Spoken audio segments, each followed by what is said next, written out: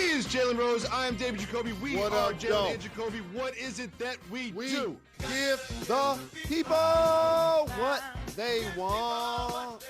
The Clippers waxed the Nuggets last night. There's a little bit of controversy about the Nets hiring Steve Nash, but we start the show with the way that the Raptors and Celtics game ended with just 0.5 seconds on the clock. Lowry with this cross-court pass. OG Anunoby hits the three to save the Raptors season. Jalen, what do you think of this shot? The thing that always gets overlooked when game-winning shots like this take place is the flowers for the passer. Grant Hill to Christian Laettner in the NCAA tournament. Just the other night, I was watching Shai Gilgeous-Alexander. All he had to do was throw the ball over the top to Steven Adams. If I was coach, he'd never take the ball out again. So for Lowry to be able to make that pass over Taco Fall, 7'6", who they purposely put in the game for this reason, Taco, you got to make sure that he's not able to throw that pass. That's your one job, big fella. You got to be jumping up and down like your ball head's on fire. With that being said, Lowry got the ball over. Jaylen Brown fell asleep defensively. He did not realize that pass was going to get there. Now, once it gets there, how about Anunoby, who isn't a shooter? He continued to improve his shot since college. And all of a sudden, you get off a game winner with 0.5 and have enough oomph on it from range to get it into the hoop. And it's the most important play of your team's season, because we all know if they go down 0-3, what happens. An amazing play by Nick Nurse and his staff. A wonderful execution. The Raptors needed it. One thing I want you to notice about Lowry's passing is if this was not in the bubble, if you look at the footage right here, if this was not in the bubble, he would have been in the third row. Seriously, he would have been in the third row throwing that pass if this was not in the bubble. Like, look at where he is standing when he throws the pass. See how far the distance between him and Taco Fall? Like, and the pass is also right in the shooting pocket. If you only have 0.5 seconds, that can't be over here. It can't be over here. It's right in the shooting pocket. It was such an amazing play. But just like you want to recognize the passer, I also want to recognize something that people will overlook from the end of this game. What it took from the Raptors to get in the position for this miraculous shot to save their season. Because what it was is possession after possession, their tiny little guards getting to the rim against the Celtics and getting buckets. It was Kyle Lowry getting to the rim, and then Kyle Lowry getting to the rim again, and then Van Vliet getting to the rim. These are the sort of the last three buckets. Look at Lowry getting to the rim and scoring, and then he does it again. And then, of course, you have Van Vliet getting to the rim with this reverse layup. Tough shot with the offhand. See, I think people always look at this shot, and they'll always remember this shot. But what the Raptors did, what they needed just to get in position to get to that shot is just as important. Now that they are not down 0-3, which is, death sentence in a series, it's 2-1. They can even it up in game 4. What do you think their chances are moving forward in this series? I've always anticipated a long series, in particular without Gordon Hayward. I got to see Pascal Siakam put his footprints on this series. I haven't seen it take place yet. I think it will. But the Boston Celtics are in pole position because Kemba Walker's unstoppable on pick and roll. Oh, my goodness. What we didn't show was the play that he created in order to put the Celtics in position to win the game.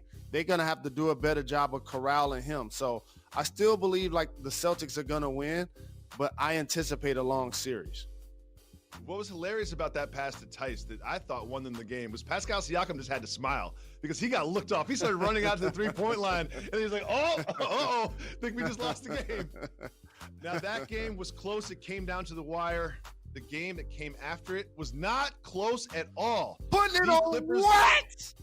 The Clippers were at full strength. They had Pat Bev, who was energizing them, but they were humming on all cylinders. What did you see from the Clippers yesterday against the Nuggets?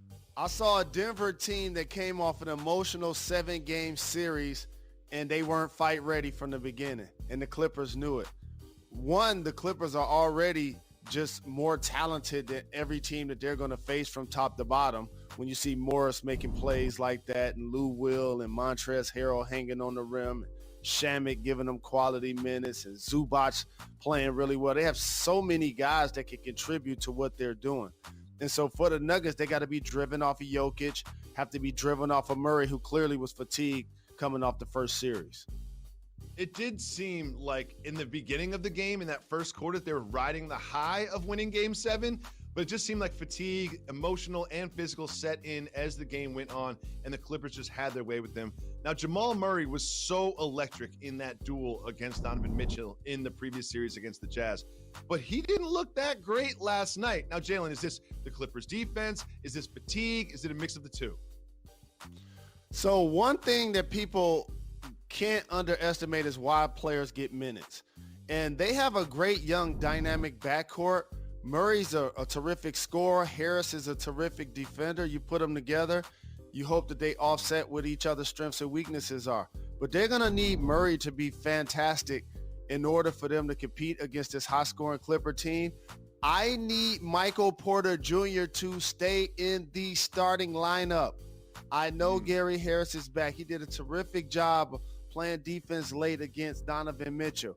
But don't allow that to make you feel like you don't need scoring. You're going to need it to start the game. Michael Porter Jr. is the wild card to make that happen.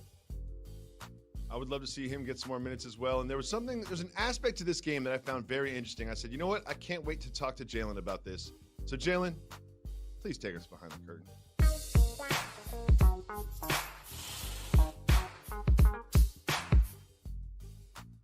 What they showed last night during the game was Marcus Morris, who played great last night. He came over and gave his baby son a kiss. Look at this. I think it's halftime.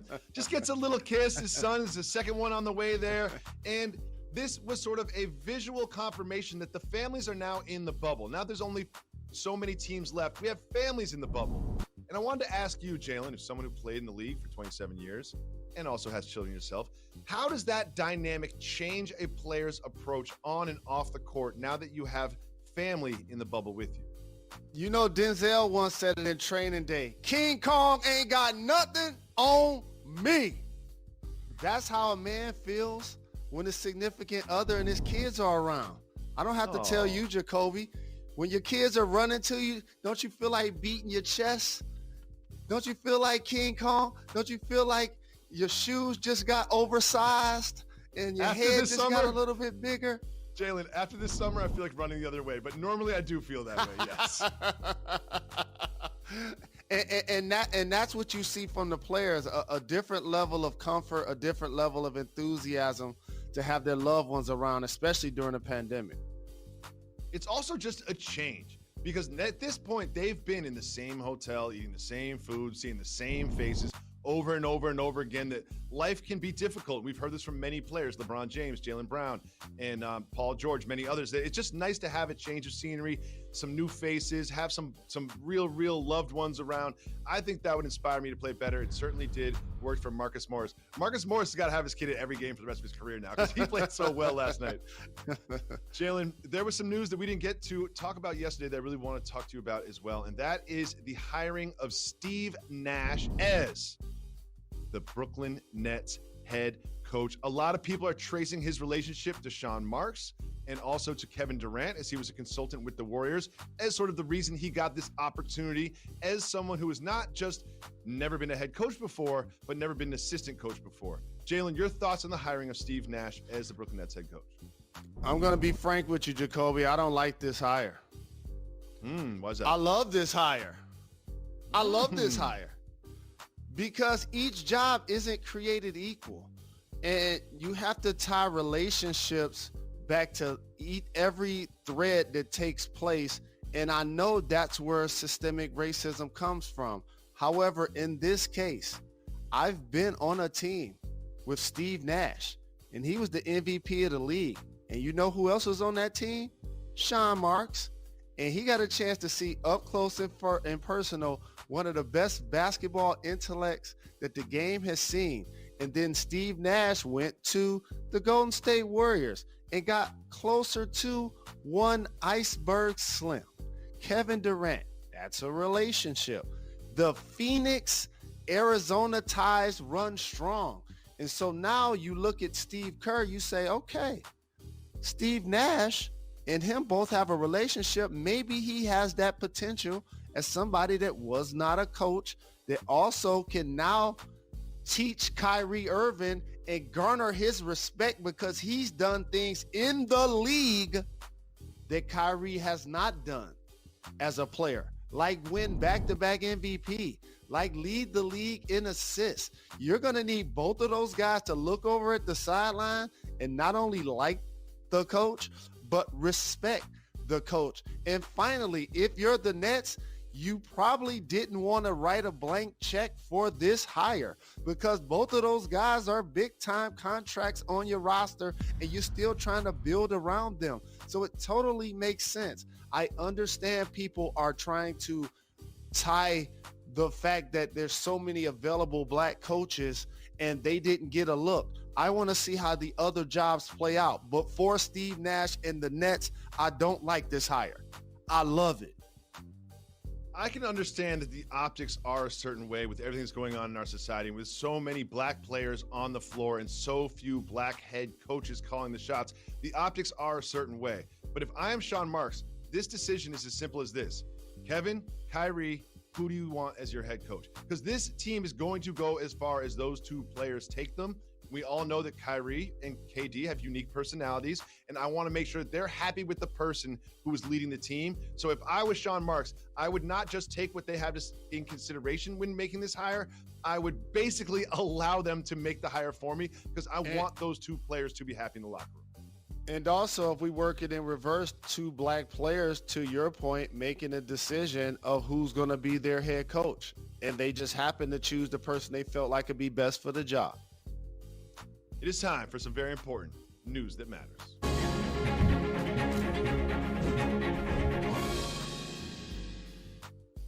Canada's Chief Public Health Officer, Theresa Tam, has some very important information for her Canadian people.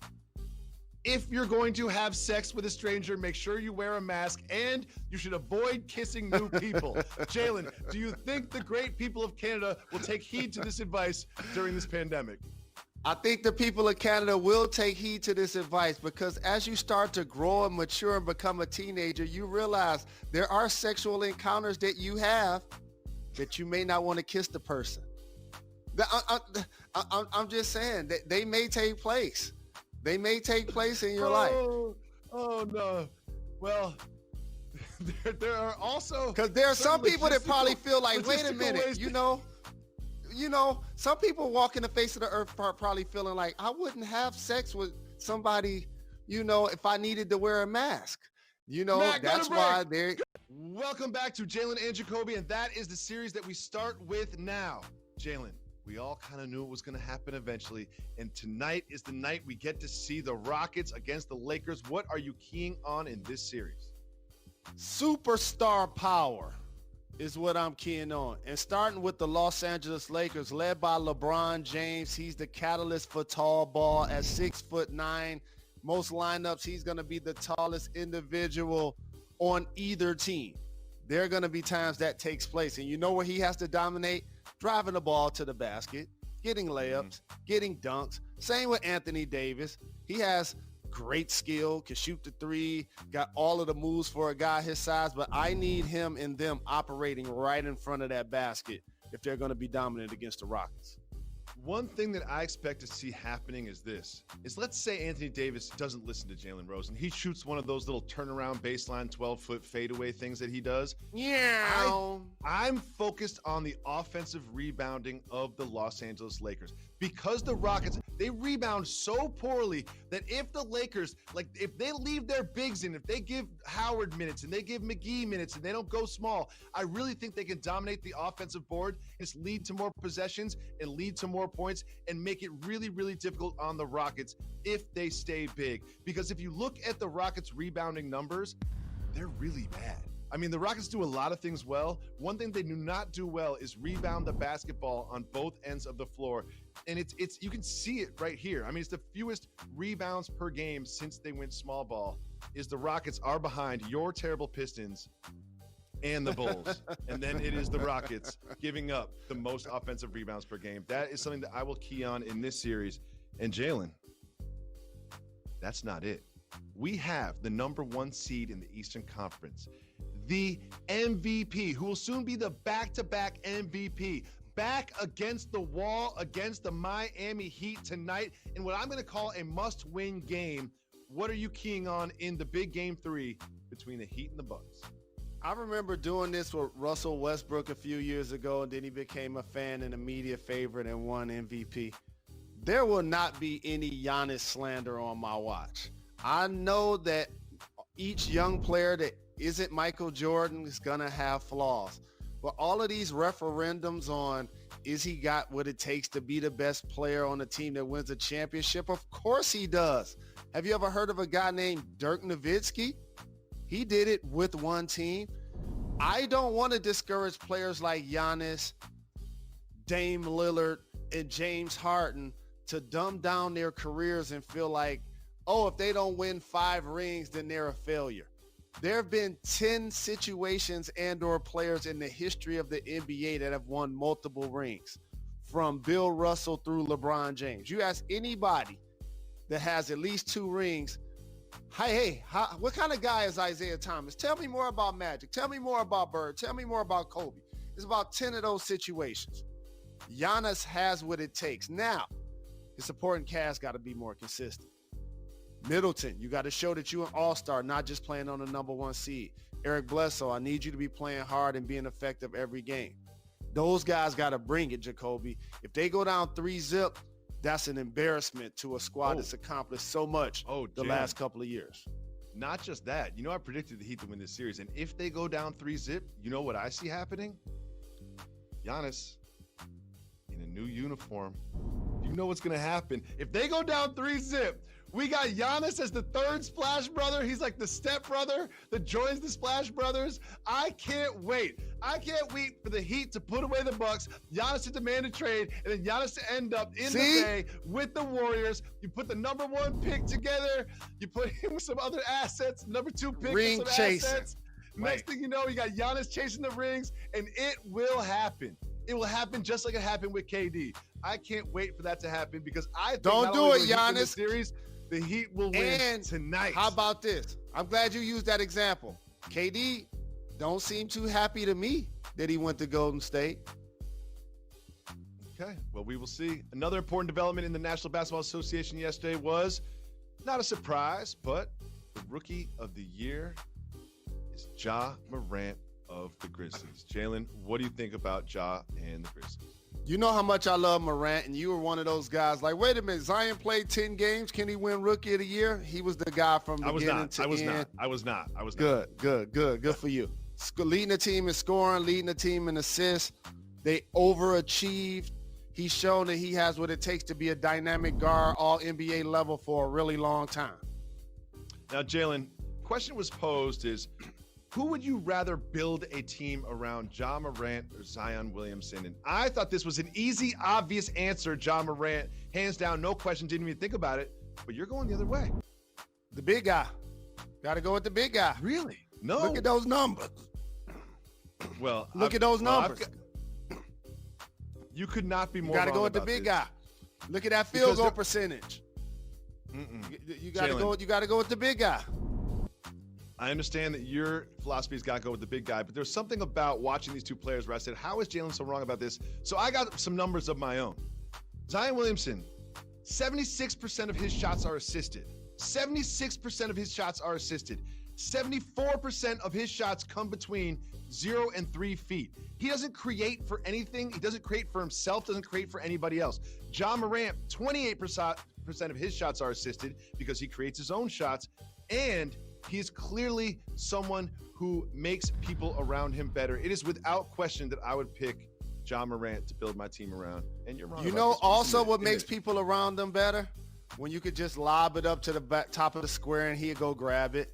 You know what else makes guys better? When you get a steal and it's a 3-on-2 break and you can throw it to Zion and he'll do a 360 in the basketball game. That makes guys better too, you know. You know what would make Zion better? Losing 30 pounds. Come on, Zion. Get in the gym, dog.